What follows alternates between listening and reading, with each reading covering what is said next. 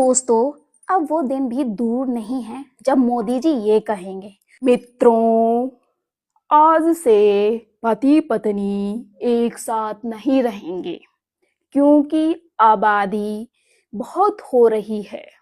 जनसंख्या कम करो, कम करो, कम करो। आबादी बहुत हो गई है। तुम्हारे पेट भरने के लिए गैस नहीं, पहनाने के लिए सोना नहीं, खाने के लिए तेल नहीं और घूमने के लिए पेट्रोल नहीं। और ये सब हो रहा है बढ़ती हुई आबादी की वजह से। इसलिए जनसंख्या आज से कम करिए और पति पत्नी अलग रहें।